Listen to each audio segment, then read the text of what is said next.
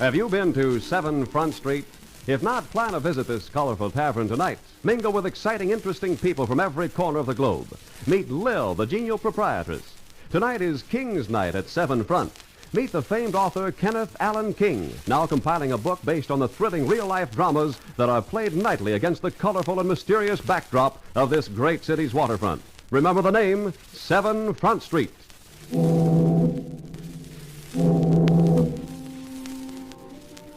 It was Lil's idea to call me the famed author Kenneth Allen King in a radio announcement, but if any lint from the cloak of fame should happen to fall on my blue serge reputation, you can chalk it up to my close association with this Front Street Scheherazade.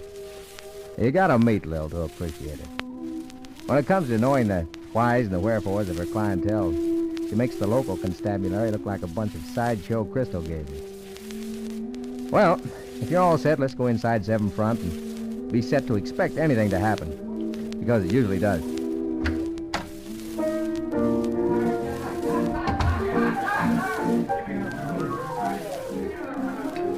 Dimples, get out the clean glasses. Here comes the carriage trade. Hiya, Kenny. Yeah, I got yourself a crowd here tonight, Lil. I'll tell you. Since you've been writing up those stories about my customers, I'm getting sightseers.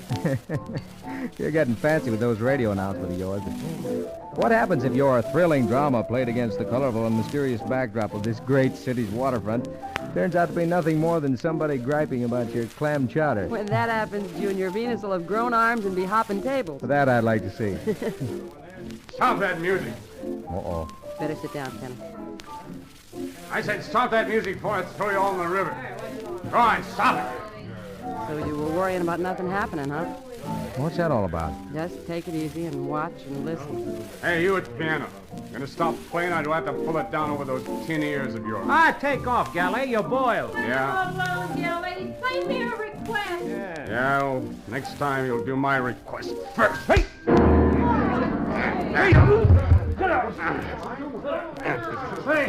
Hey, that ain't a way to treat a guy, Galley. I was going to stop. Well, you didn't stop soon enough. Yeah, to take it easy, Moonlight. This is our job. You can play later. No, I can't. I want to play now. Oh, The rest of you shut up, too, and say shut up. Well, that's better. See that you stay that way till I'm through playing.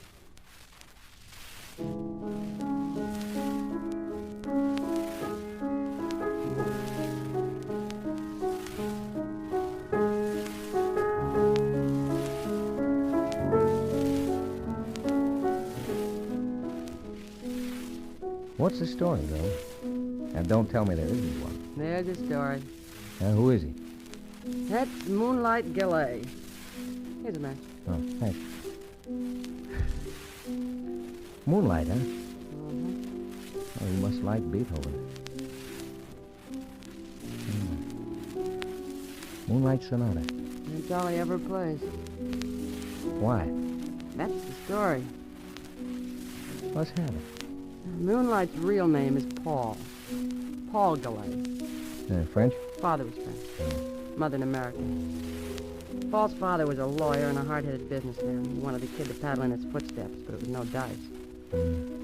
Paul was just as hard-headed about wanting to be a pianist, so before he even had his first shave, he met up with some long-haired musician who gave him lessons. Yeah. The kid worked hard at his piano and finally got good enough to start attracting the carriage trade. He plays like he might have been big time. In a way, he was. But he lacked one thing. He didn't seem to be able to get any feeling into his playing. He's got it now. On that one tune, anyway. Which is the real story. And which started one night as he was finishing one of his concerts.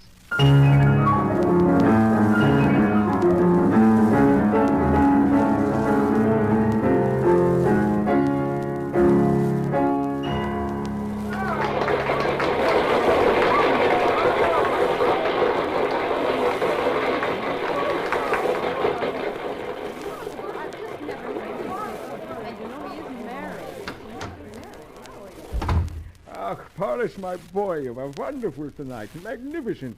Every concert you are getting a little better. Oh, don't try to cheer me up, Reinhardt. Instead of concerts, I ought to be playing in a saloon. Oh, but the women ran wild over you. They're outside now like a pack of lady wolves waiting for a glimpse of you. Closer. I want them to listen to me, not look at me. Poor Brahms probably turned over in his grave tonight.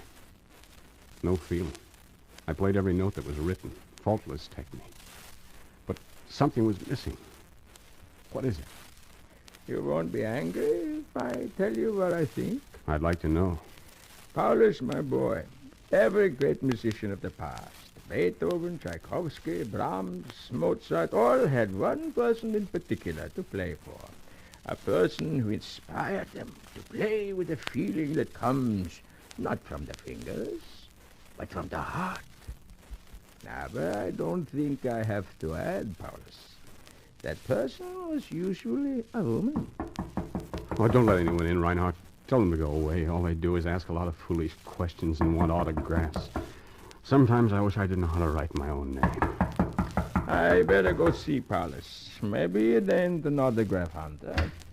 I Yes? wonder if I could see Mr. Galay just a minute. I'm not... Mr. Gallet is indisposed. He cannot see anyone. But just for a minute, I want to prove Well, I'm something. sorry, madam, but Monsieur Gallet I cannot. just want to see his hand. I'm not an autograph hunter. Well, I won't just bother- one moment, please. I will ask him. All right.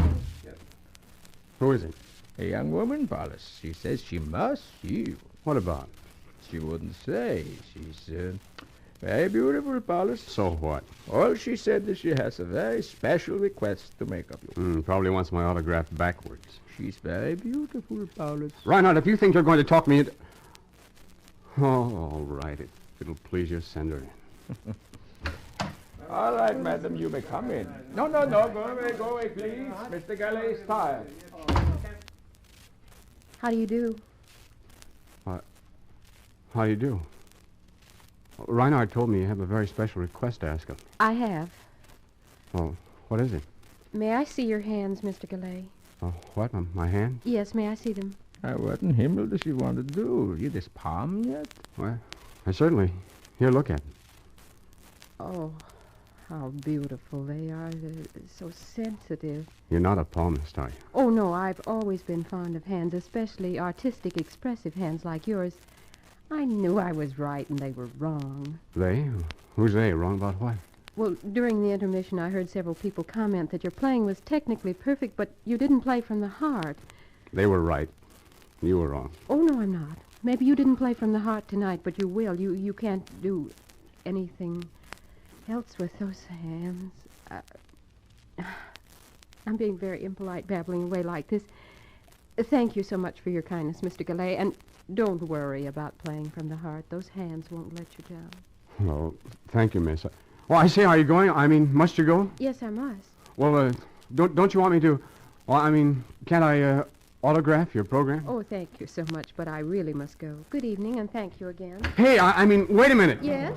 Oh, come back here. Close that door. I mean, please, close that door. Yes? Oh, was that really all you wanted to do? I mean, just look at my hands. Yes, that was all. Reinhardt, Yes, Paulus.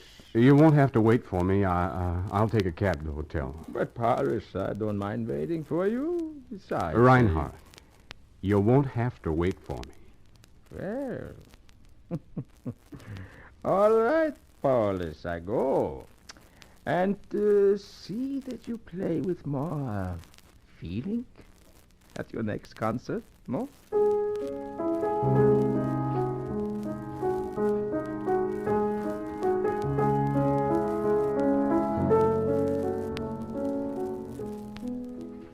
Well, Lil, I have to shut my eyes and just listen to the guy playing to believe he's the same one you're talking about. Yeah. And what happened with the little hand fancier? And Paul fell like a ton of bricks for her. Uh-huh. He did manage to learn that her name was Louise Harper, but little else. And his playing began to get what it didn't have before. That old feeling. It did, huh?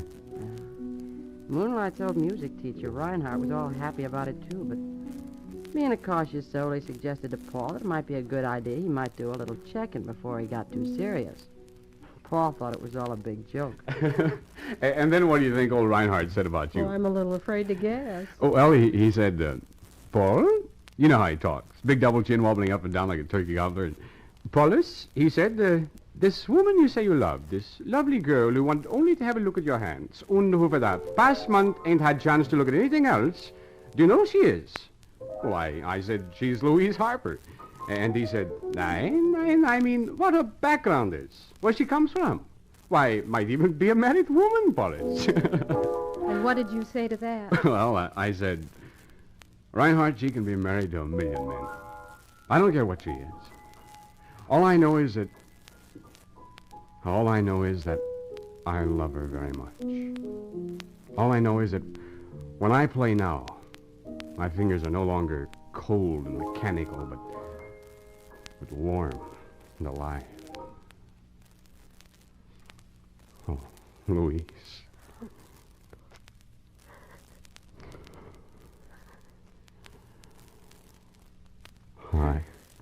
I did need someone to play for. Someone to work for, to inspire me. No man can center his love and ambitions in a blurred mass of faces. There must be one. One face, one body, one heart. I do have those things now. Don't I, Louise? In you. Yes. Yes, Paul, I want to be yours for always, but... But what, Louise? Paul, there's something I've got to tell you. Well, don't look so serious about it. Well, it's not just serious, Paul. In a way, it's tragic. Reinhardt was right about your knowing more about me, who and what I am. Well, I said I didn't care, and I meant it. But you've got to care, Paul. Heaven knows I was as hungry to be some man's inspiration as you were to be inspired, and I didn't care whether he dug ditches or played the piano. Well, you got yourself a piano player. Or would you prefer a ditch digger? Paul, I can't have either. What are you trying to say? I am a married woman, Paul. I see. Oh, darling, I know it was wrong not telling you right away the first night when you kissed me, but I couldn't, Paul. I was like a starving kid dumped in the middle of a royal banquet. I was like a gambler. I knew I was playing a losing game, but I couldn't get around to admitting I was licked. You'll have to get a divorce, Louis. I can't. There's no such thing unless you don't want to. I've tried before, Paul. You mean you've admired other hands than mine? Oh, please, Paul. Well, if you don't love your husband, I'm sure there's some way to be free of him. I don't love him, Paul. I'm married for money. My husband knows that. I know he doesn't love me. Then he's got to give you a divorce. He said he'd kill me before he'd let me have my freedom. Well, you've got to, Louise. I know it's hard for you to believe that in such a short time you've come to mean so much to me. I believe you, Paul, but he said he'd never Then even do something about it. Don't let your husband frighten you. Get a lawyer. I'll get a lawyer for you. Start divorce proceedings. There won't be any killing. He's bluffing, that's all. All right, Paul. I'll find out if he's bluffing, but don't you do anything about it yourself. Let me do it my way.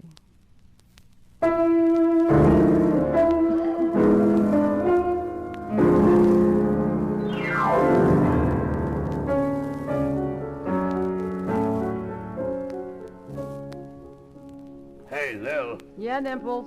Pardon me for interrupting, but Cook says your chowder's ready for you to put the finishing touches to it. Okay. Pardon me, Kenny. Gotta season the chowder. Be back in a jerk. And leave me hanging by my thumbs to hear the end of Moonlight's story? Go hang outside. Got enough mess in here as it is.